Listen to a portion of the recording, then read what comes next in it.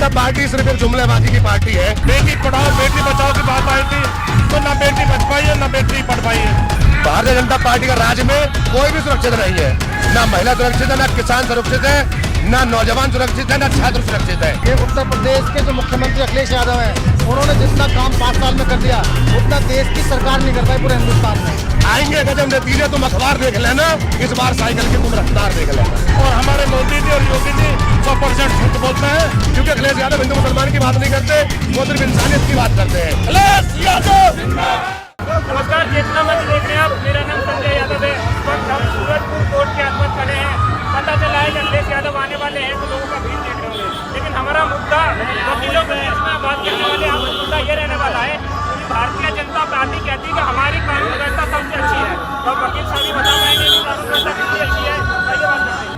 आपको हमेशा भारतीय जनता पार्टी के लोग ये कहते हैं कि भारतीय जनता पार्टी कानून व्यवस्था पे पूरी तरीके से मजबूत है, और उनका कहना यह भी है कि समाजवादी पार्टी के लोग जो थे सामाजिक न्याय नहीं दिला पाते थे लोगों को, लेकिन समाजवादी पार्टी से थे। तो आपको लगता है कि भारतीय जनता पार्टी कानून व्यवस्था बिल्कुल मजबूत कर रखी है? क्योंकि आप लोग वकील है तो आप लोग बहुत अच्छे से बता पाएंगे। कहाँ कानून व्यवस्था मजबूत है? डेली तो मर्डर लूट हो रही है, मुकदमे रजिस्टर्ड नहीं होते हैं, तो उससे कानून व्यवस्था ऊपर हो जाएगी? केवल एक कलाकारी भारतीय जनता पार्टी कर रही है, जो भी अपराध हो रहा है उसको पंजीकृत नहीं किया जा रहा है।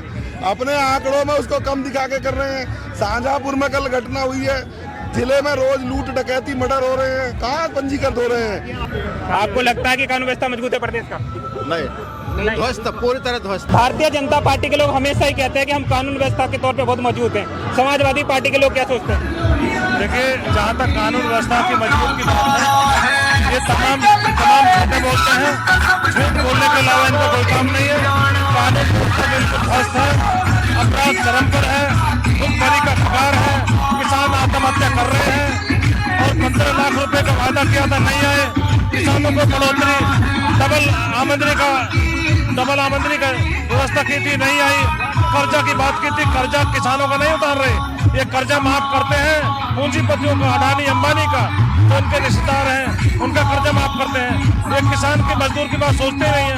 अपराध चरम पर है और प्रदेश में लूटमारी, जहां बेटी पढ़ाओ बेटी बचाओ की बात आई थी तो न बेटी बच पाई है न बेटी पढ़ पाई है। मेरा ये आपसे कहना है। और हमारे मोदी जी और योगी जी 100% झूठ बोलते हैं, उनके पास झूठ बोलने के अलावा कोई और काम है नहीं। भारतीय जनता पार्टी महिला सुरक्षित है? भारतीय जनता पार्टी का राज्य में कोई भी सुरक्षित नहीं है, न महिला सुरक्षित है, न किसान सुरक्षित है, न नौजवान सुरक्षित है, न छात्र सुरक्षित है। आए दिन कहीं पेपर लीक होते हैं, कहीं महिलाओं का बलात्कार होता है, रोजगार युवाओं को नौकरी नहीं है। इस पूरे प्रदेश में भ्रष्टाचार का अंधकार छा चुका है। उस भ्रष्टाचार के अंधकार को समाजवाद का सूरज उदय होगा, वो बादल छाटता हुआ निकलेगा और हर एक वंचित, शोषित, पीड़ित महिला, नौजवान सबको रोशनी देगा। तभी ये प्रदेश खुशहाल होगा, तभी ये देश खुशहाल होगा। समाजवादी पार्टी कैसे हराएगी बीजेपी को? समाजवादी पार्टी के साथ हर वो पीढ़ी, हर पिछड़ा, दलित, नौजवान, अगड़ा, पिछड़ा, कमजोर, सोशल, वंचित, तमाम देश समाजवादी पार्टी के साथ है। और समाजवादी पार्टी आज पूरे देश का नौजवान, महिला, किसान अगर किसी की तरफ टकटकी लगा के देखते हुए अखिलेश यादव की तरफ देख रहे हैं, क्योंकि अखिलेश यादव ही एकमात्र ऐसे मुख्यमंत्री हैं जो इस देश को नई तरक्की और नई प्रगति देंगे। क्योंकि अखिलेश यादव हिंदू मुसलमान की बात नहीं करते, वो सिर्फ इंसानियत की बात करते हैं। और समाजवादी पार्टी में सबका हित, समाजवादी पार्टी में सबका भला होता है। जब सरकार समाजवादी की हुआ करती थी, इस प्रदेश में समाजवाद की लहर, विकास की लहर बहा करती थी। चाहे आप एक्सप्रेसवे देखें, चाहे आप लैपटॉप वितरण देखें, चाहे आप महिलाओं की बात करें, चाहे आप किसानों की बात करें, हमेशा कर्जा माफ किया। लेकिन आज आताताई सरकार ने किसान धरने पर बैठे को सुनने के लिए तैयार नहीं है। अगर सिर्फ एकमात्र विकल्प कोई है तो अखिलेश यादव है।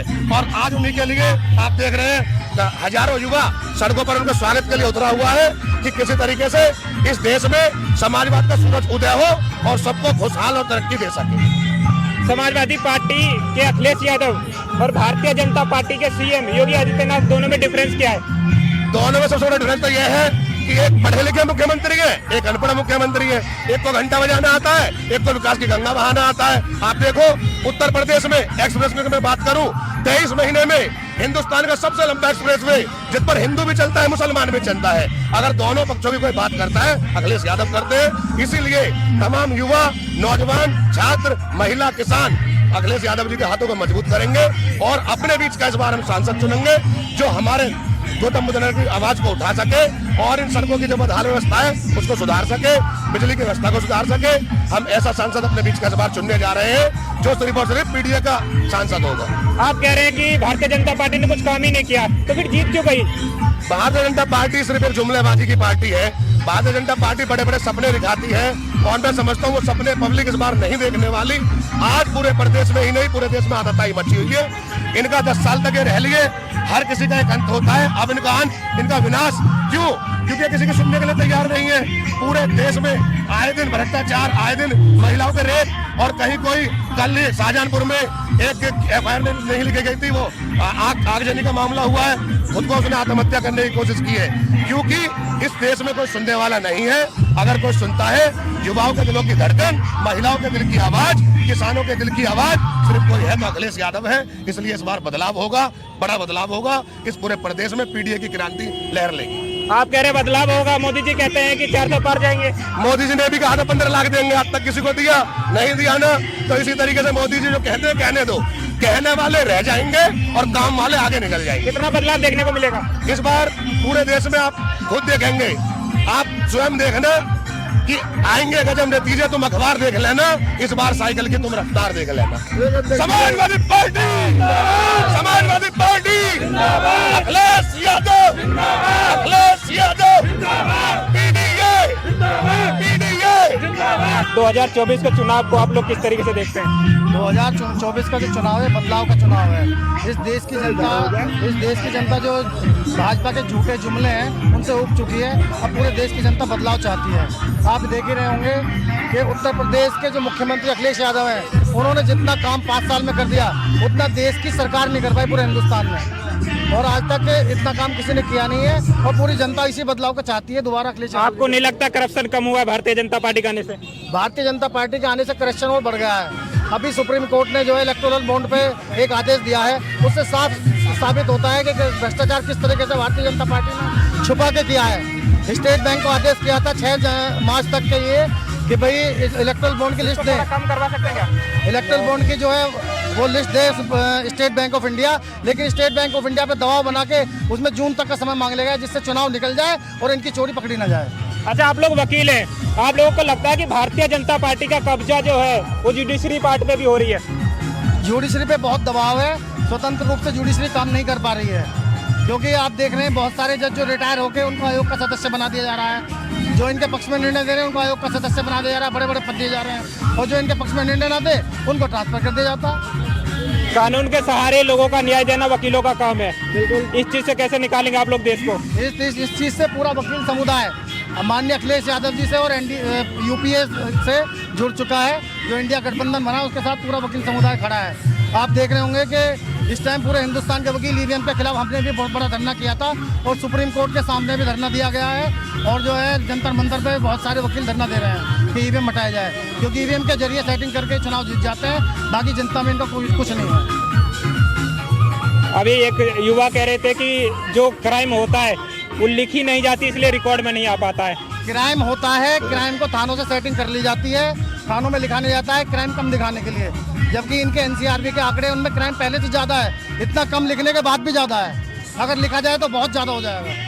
ये महिलाओं पे अत्याचार पहले से बहुत ज़्यादा बढ़े हैं, दलितों पे, पिछड़ों पे अत्याचार बहुत ज़्यादा बढ़े हैं। पिछड़ों का आरक्षण ये खा गए हैं। 69,000 शिक्षक भर्ती के घोटाले में लोग धरना दे रहे हैं, आज तक उनको न्याय नहीं मिल पाया है।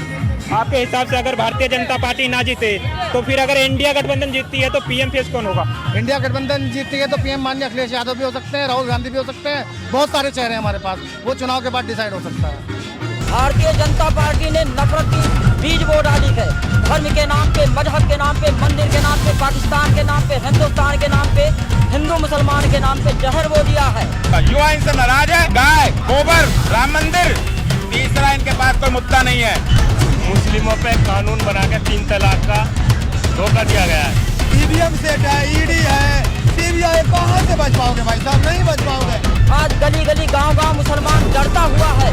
हिंदू के गांव में मुस्लिम डर रहा है, मुस्लिम के गांव में हिंदू डर रहा है। जीत रही है, इस बार जवाब दिया जाएगा। 2 बार जीत चुके हैं, इस बार नहीं जीत पाएगी। ये 400 पार की बात करते हैं, सीट 400 पार इनकी नहीं होने वाली है।